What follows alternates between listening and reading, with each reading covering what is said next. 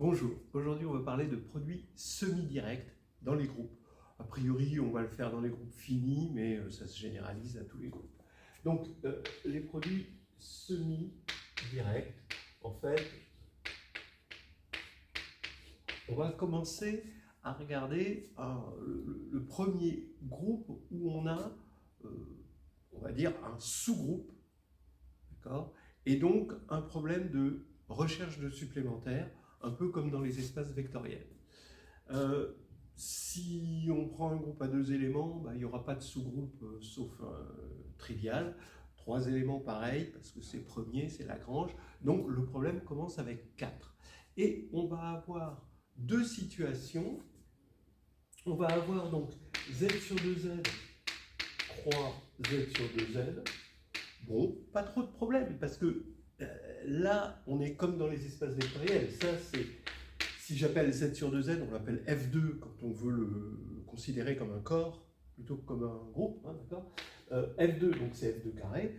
Donc, c'est l'espace vectoriel f2 carré. Donc, on a le théorème de la base incomplète, on a l'existence de supplémentaires, on n'a pas de problème, d'accord. Maintenant, on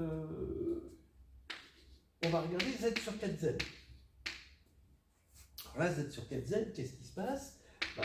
Il va y avoir 0, 1, 2 et 3, et il va y avoir le sous-groupe, ici, de z sur 4z, qui est 0, 2, qui est isomorphe à z sur 2z, d'accord? Et lui, c'est pas difficile de voir qu'il ne possède pas de supplémentaire, c'est même pas la peine d'essayer. Qu'est-ce qu'il va y avoir? Si on prend 1 dans le supplémentaire, s'il y a 1, il y a forcément 2. Bon, donc ce ne sera pas un supplémentaire. Si dans le supplémentaire présupposé, on met 3, il y aura donc 3 et 3, donc ça fait 2, modulo 4. Donc à chaque fois, il y aura une intersection avec le sous-groupe de départ. Donc ce ne sera pas vraiment l'idée qu'on se fait d'un supplémentaire. Bon, donc 4 n'est pas vraiment un bon exemple. Ici, ça marche comme avant, comme pour les espaces vectoriels. Et ici, on voit que on voit qu'on n'a pas de supplémentaire. Après, pour 5, c'est premier, donc voilà, il n'y a pas de sous-groupe. Mais pour le cas n égale 6, là, ça devient intéressant. Vous avez z sur 6z, où là, vous avez 0, 1, 2, 3, 4, 5, d'accord? Et vous avez un sous-groupe d'ordre 3, 0, 2, 4. Donc, les nombres pairs, finalement, modulo 6. Eh bien, ici, ça forme un groupe isomorphe à z sur 3z, et ce groupe s'injecte dans z sur 6z. Eh bien, il va posséder un supplémentaire. Là, cette fois-ci, le supplémentaire, c'est 0, 3. Effectivement, tout fonctionne bien, d'accord. On va avoir ces deux sous-groupes là qui sont au sein de ce groupe z sur 6z et ils n'ont pas d'intersection, comme on peut le voir, non triviale. Donc c'est 0, l'intersection. Lui est d'ordre 3, lui est d'ordre 2. Donc on pourra imaginer qu'ils engendrent à tous les deux un sous-groupe d'ordre 6. On donnera une formalisation de ce phénomène un peu plus tard. Qu'est-ce que ça veut dire, le fait d'être supplémentaire? C'est finalement de dire la chose suivante. D'accord? Vous avez ce sous-groupe ici, z sur 2z, là ici, l'autre sous-groupe isomorphe à z sur 3z,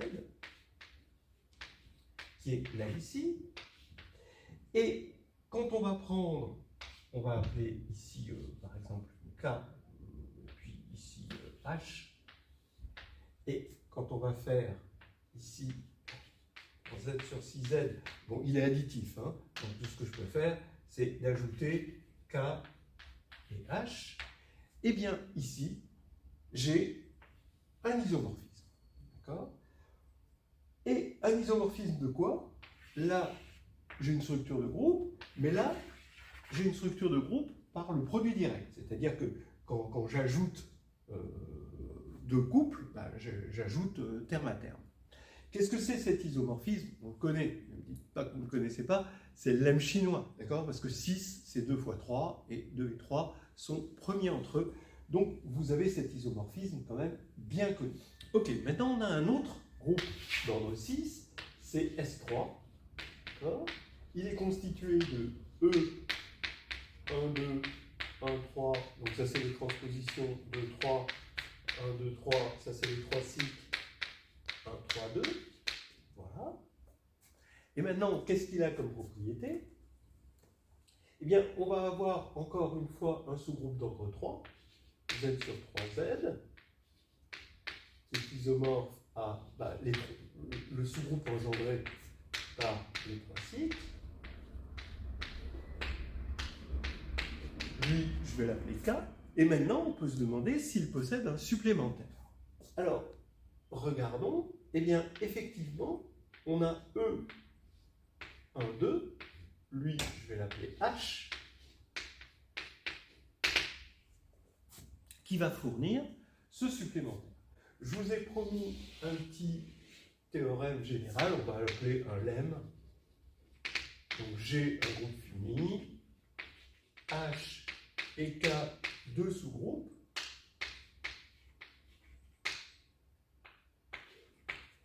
On suppose que la multiplication mu, bon a priori G il est multiplicatif, hein, il n'est pas additif comme celui-ci, ça c'est exceptionnel, les groupes additifs. On suppose que la multiplication mu qui va de K croix H dans G qui a K H associe K H. Donc là, mu, on peut le voir comme juste une application. On ne le regarde pas comme un morphisme, hein, parce que ça ne veut rien dire. Là-dessus, on n'a pas mis une structure de groupe encore. Hein. Donc ici, on a une application. Alors maintenant, si K inter H est égal à E, et le cardinal de K fois le cardinal de H est égal au cardinal de G, alors mu est bijective. Alors, mu est bijective, c'est exactement l'idée qu'on se fait d'un supplémentaire. C'est-à-dire, mu est bijective, c'est ça qu'on veut. On veut que, quel que soit petit g dans grand G, il existe un unique KH tel que G égale KH, avec évidemment K dans grand K et petit h dans grand H. Donc, vous voyez ce que je veux dire, H va jouer le rôle d'un supplémentaire de K. Et ici, je vais avoir effectivement lui qui va être un supplémentaire parce qu'il vérifie les conditions du lemme. On a 2 fois 3 qui est égal à 6, donc ça c'est bon, et l'intersection qui est évidemment triviale, hein, qui est réduite à l'élément neutre. Alors, comment on montre ce lemme? C'est pas difficile. À partir du moment où on a les mêmes cardinaux, il suffit de montrer injectif pour qu'on ait la bijectivité. Mais injectif, regardez, vous avez KH égale K'H', bah, ça implique, vous savez, que K' moins 1 K est égal à H' moins 1. Mais ça, c'est dans K, et ça, c'est dans H. Donc, forcément, c'est dans K inter H. Donc, c'est égal à E, ce qui va faire que H' égale H et K' égale K. On a l'injectivité, tout va bien. C'est très très classique comme type de preuve. Alors maintenant, vous allez me dire, ok, mu est une application bijective d'un produit cartésien de K par H dans G. Mais maintenant, on aimerait bien avoir un peu plus, c'est-à-dire avoir un morphisme. Et là, le produit direct ne marche pas. Parce que regardez, K il est isomorphe à Z sur 3Z, H est isomorphe à Z sur 2Z. Si je fais le produit direct, eh bien, je vais avoir quelque chose d'abélien. Et parce que ça c'est abélien, ça c'est abélien, donc le produit direct, bah, ça veut dire que je multiplie les groupes coordonnés par coordonnées, bah, ça va rester forcément abélien. Et ici, j'ai S3 qui n'est pas abélien. Donc un groupe non abélien ne peut pas être isomorphe à un groupe abélien. D'accord ? Bon. Donc, il faut regarder d'un petit peu plus près. quelle structure je peux mettre? Donc ça c'est pas un isomorphisme, donc pour l'instant ça reste ce qu'on appelle un produit cartésien d'ensemble. Hein. Quelle structure je vais mettre? C'est-à-dire, regardez, ce qu'il faut avoir pour avoir un morphisme, en gros, je veux avoir KH fois K'H' égale K seconde H seconde, d'accord? De sorte à ce que, bon, le produit direct, ce serait KK' et HH', d'accord? Là, on sait que ça ne va pas marcher. Mais ce que je voudrais, c'est avoir une structure comme ça, pouvoir calculer une multiplication, pour que quand j'écris KH ici, et que je multiplie, cette fois-ci, cette multiplication, elle est dans le groupe là, par K'H', eh bien, je tombe sur K seconde H seconde. Ce qui va m'aider, c'est que je sais que j'ai une bijection ensembliste. Donc si j'arrive, alors ça s'appelle redresser, si j'arrive à redresser cette expression, redresser, ça veut dire que là, c'est battu, vous voyez, il y a du K, il y a du H, il y a du K, il y a du H. Donc je vais mettre tous les K d'un côté et tous les H de l'autre. Comment je vais faire? Eh bien, je vais le faire naturellement, regardez. Ici, je vais faire exprès de faire une erreur, vous voyez, je vais mettre HH', d'accord? Et je vais la corriger. Donc je vais mettre H-1. D'accord? Donc ici, j'ai H', H, H-1. Donc jusque-là, j'ai bon. Donc j'ai plus qu'à mettre K' ici, H et K. D'accord? Eh bien, là ici, j'ai un élément de H. Et j'affirme qu'ici, j'ai un élément de K. Alors regardez pourquoi. Ici, vous avez un sous-groupe d'ordre 3, ici. Bah, on dit qu'un sous-groupe d'indice 2, hein, d'accord, parce que 6 divisé par 3, ça va faire 2, bah, il est d'indice 2, bah, il est distingué. Ça veut dire que quand je vais conjuguer un élément de K par n'importe quel élément, eh bien, ça va rester un élément de K. Ce qui est normal, puisque l'identité, quand on conjugue l'identité par un élément, ben, ça donne l'identité, et quand on conjugue un 3 cycles, ça reste un 3 cycles. Or, on a ici tous les 3 cycles. Donc c'est un petit peu normal que ce soit ce qu'on appelle distingué, hein, stable par conjugaison.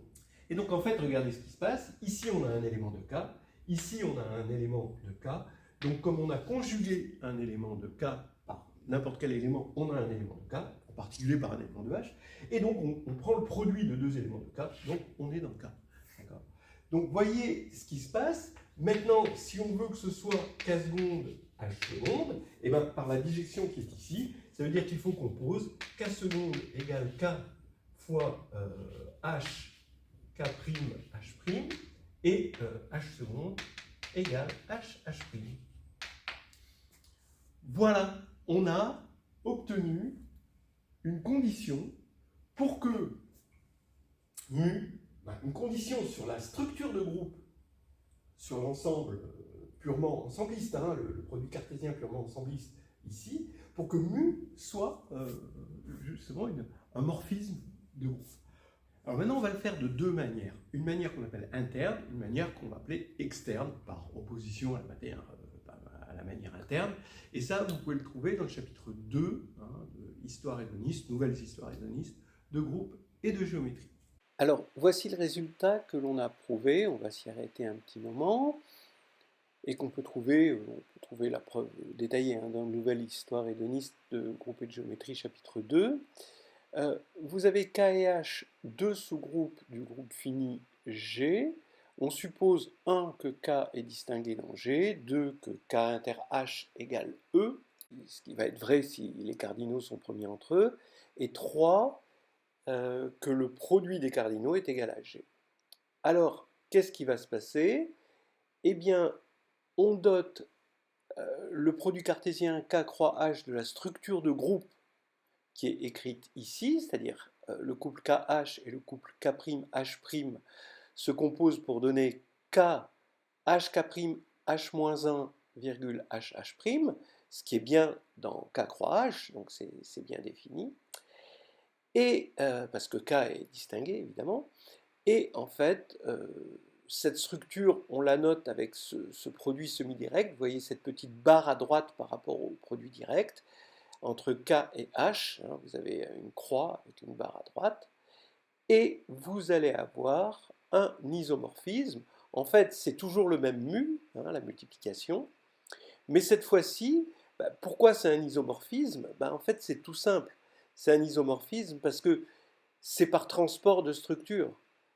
En fait, on a créé cette structure de groupe, c'est-à-dire on a créé cette multiplication dont vous voyez la formule ici, uniquement pour que mu, qui est une bijection,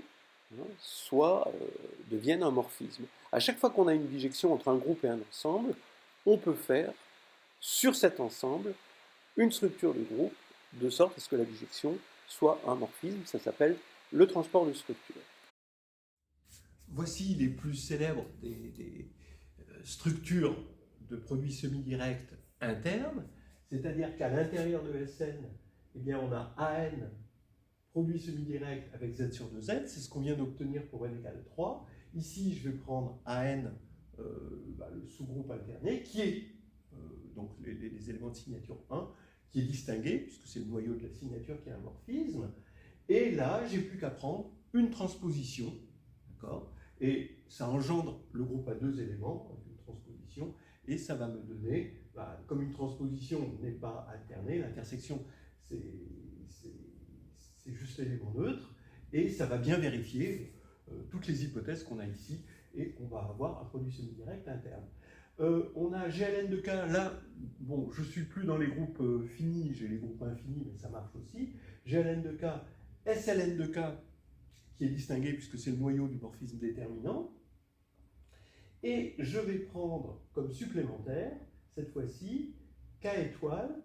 Alors, K étoile, qu'est-ce que c'est en tant que sous-groupe de GLN? Attention, ce n'est pas les homothéties. Là, c'est juste, vous mettez un lambda dans K étoile, ici, et vous remplissez toujours avec des 1. Vous faites décrire à lambda le groupe multiplicatif K étoile, et ça va vous donner un groupe multiplicatif ici. Là, maintenant, j'ai Dn, le groupe diédral, c'est le groupe des isométries d'un n gone régulier. Eh bien, vous avez Cn, donc le groupe, ça c'est le groupe isomorphe à Z sur NZ, hein, ça. C'est le groupe cyclique, d'accord. Donc ça c'est le groupe des rotations, fois le groupe ici engendré par une symétrie. Ici ça va avoir comme cardinal de Z, n fois 2, une symétrie, Z sur 2Z, comme c'est engendré par une symétrie, l'intersection avec Cn, ça va être juste l'identité. Et les rotations, c'est de déterminant 1, ça c'est de déterminant moins 1, donc c'est exactement le noyau, donc c'est bien quelque chose de... C'est le noyau du déterminant, donc c'est bien quelque chose qui est distingué dans des n, donc on a exactement ce qu'on a ici. Il y a aussi GAN, c'est E. Alors E c'est l'espace vectoriel qui devient les translations, ça c'est les translations de vecteurs. Donc E c'est l'espace vectoriel, d'accord. Donc on est sur un espace affine avec E comme espace vectoriel associé et on regarde le groupe affine. Donc là chaque vecteur de E nous donne une translation et quand on compose les translations, ça revient à ajouter les vecteurs de E. Donc on peut voir les translations comme le groupe additif E. Donc on a le vecteur X appartenant à E. Et on va avoir GLN. Donc effectivement, quand on regarde l'application qui a une application affine associe, une application du groupe affine associe son endomorphisme associé, et bien c'est un morphisme de groupe pour la loi Ron. On va de GA dans GL, et son noyau, c'est le sous-groupe distingué, justement, des translations, puisque c'est elles qui ont pour endomorphisme associé l'identité. Voilà. Et donc, bon, pareil, on va avoir exactement le même business, et on va avoir ça. Donc voilà les exemples classiques de produits semi-directs qu'on a dans la vraie vie, qu'on a dans la vie de tous les jours, parce que ça, on l'utilise assez souvent en mathématiques. Alors passons donc au produit semi-direct. Avant de passer au produit semi-direct tout court, on va analyser le produit semi-direct interne. Donc le produit semi-direct interne, regardez, on a un produit ici qui est venu naturellement des structures de sous-groupes de K et H, donc K distingué. Ici, on a K, H, K', H-1 et HH'. HH' ne pose pas de problème, hein, d'accord?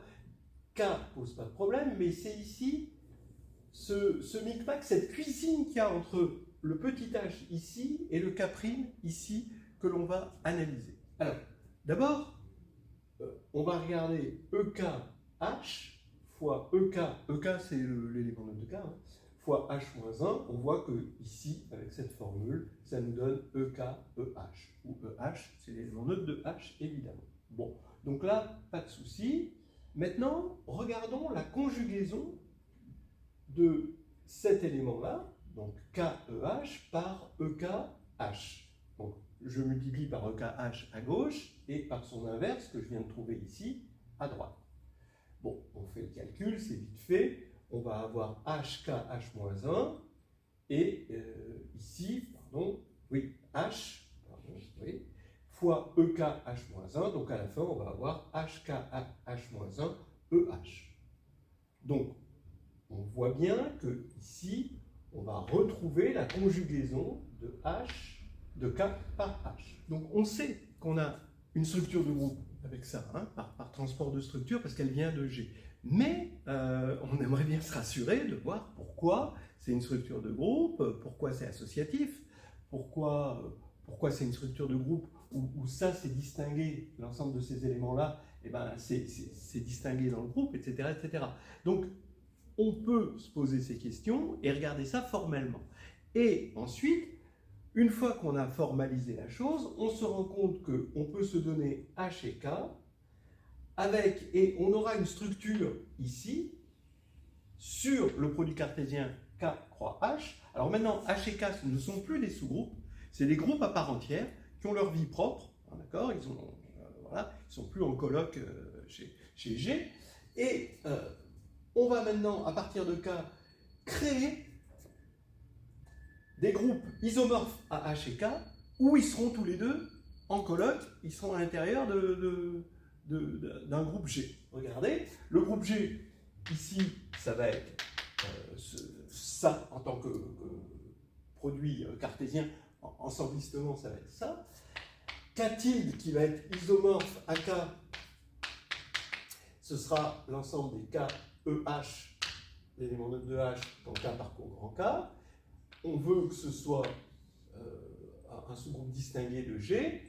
H, lui, qui va être isomorphe à H, d'accord, ça va être évidemment les EK, virgule H quand H décrit quand H. Ça va être lui un sous-groupe tout court, pas distingué, mais un sous-groupe de G. Donc, on veut rendre ce produit externe interne, c'est-à-dire K et H maintenant vont habiter dans G, vont cohabiter dans G via ces H tilde et K tilde qui sont leurs copies respectives.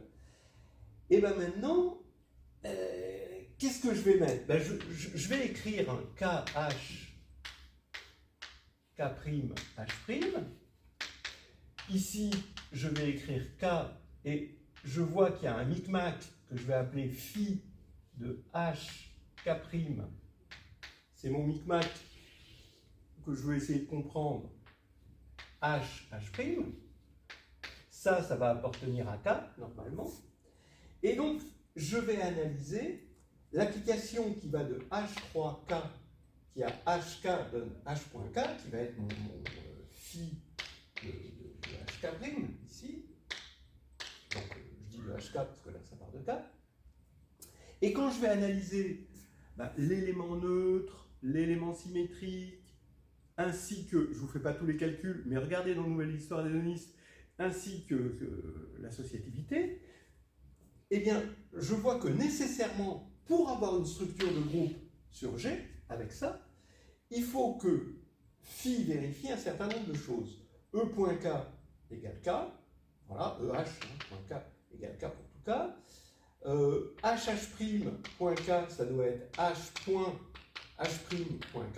Donc on voit que ça porte déjà un nom, c'est que H agit sur K, mais l'action sur K n'est pas suffisante. C'est-à-dire qu'ici, on a une action par conjugaison, mais elle est un peu plus que ça.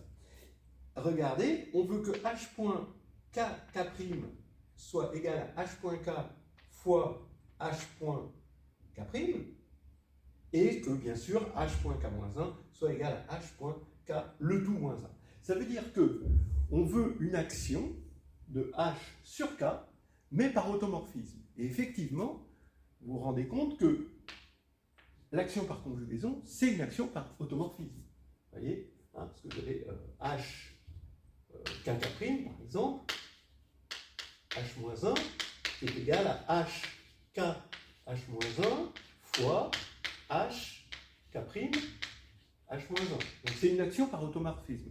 Eh bien, ça, c'est nécessaire et c'est suffisant pour avoir une construction de groupe. Donc là, c'est une autre partie, vous voyez, autant le produit semi-direct interne est assez simple à voir, vous voyez, parce qu'on a une action qui est déjà toute faite, puisque c'est la conjugaison. Maintenant, créer une action entre H et K qui, a priori, n'ont plus rien à voir les uns les autres, ont leur vie propre, indépendamment, et une action de H sur K, de sorte à ce qu'on ait justement une structure de groupe sur G, eh bien, il faut mimer cette conjugaison, et ça se mime avec une action par automorphisme. Une action de quoi? De H par automorphisme sur le groupe K. Voilà. Et bien, c'est terminé. On va arrêter là.